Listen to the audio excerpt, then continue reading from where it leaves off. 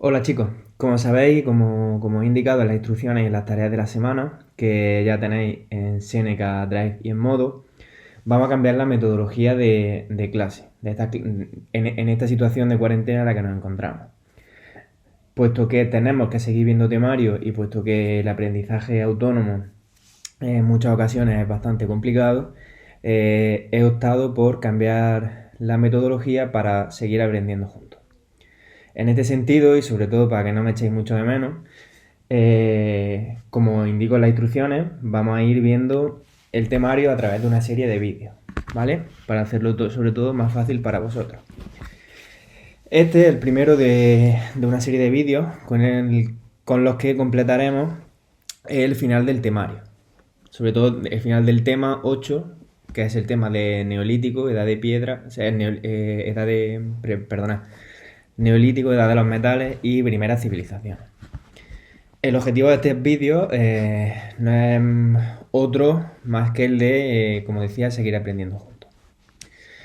En este sentido, acordaros que durante todo este tiempo ya hemos ido viendo las distintas etapas de la prehistoria. Nos quedan solo las últimas.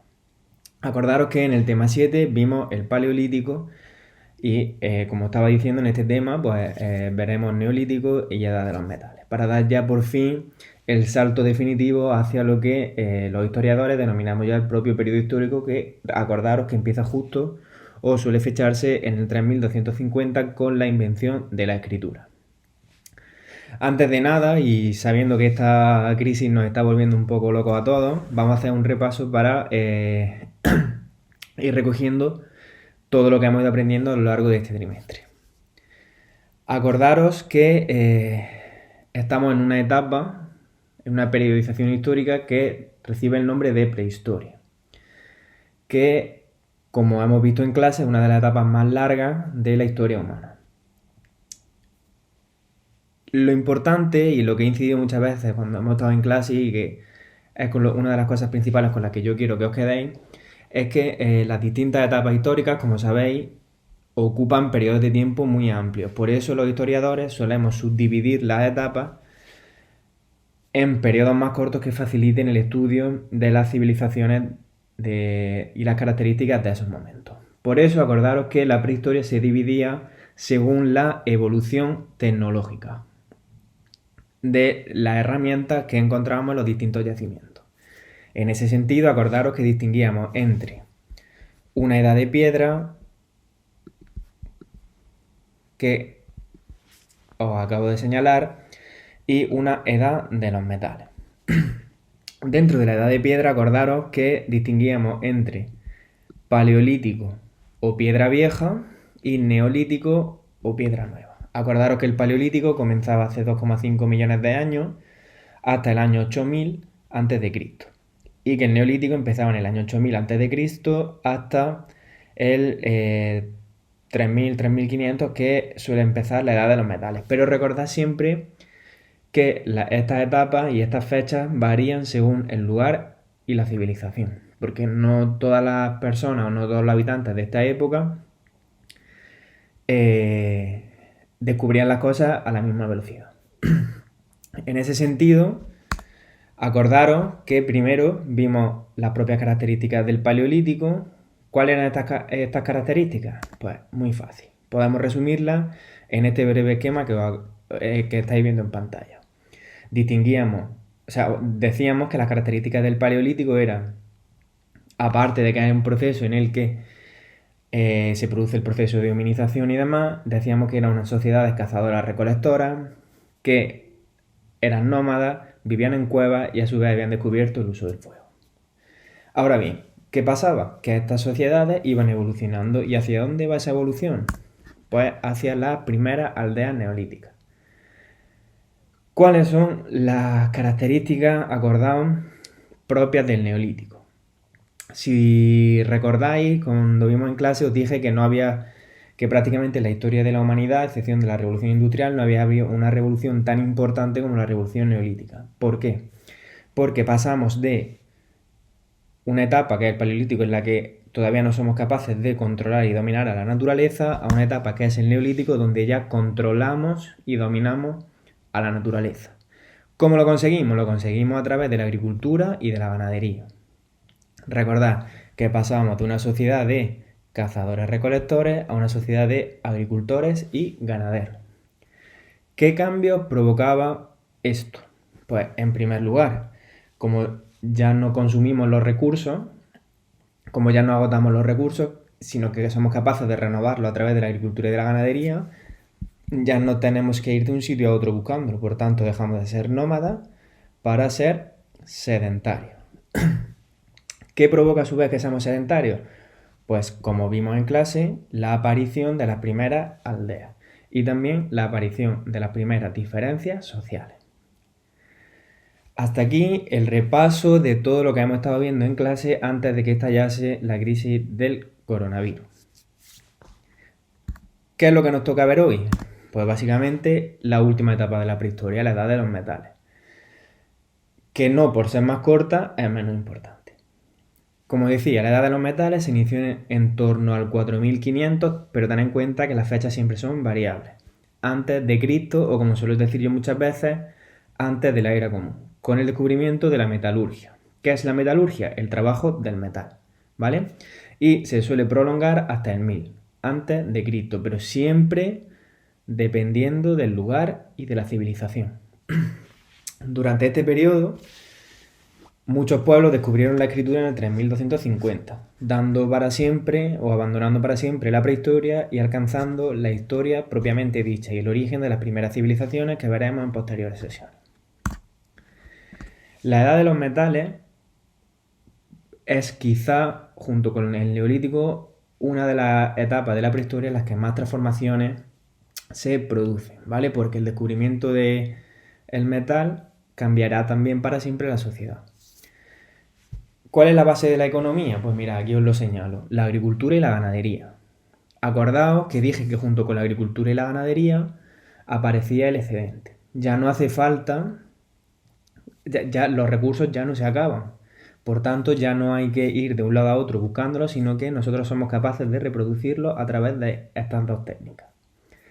Ahora bien, ¿qué ocurre? Que cuando tú plantas un campo de trigo, tú no te comes todo ese trigo en un día, sino que ese trigo tienes que ir almacenándolo.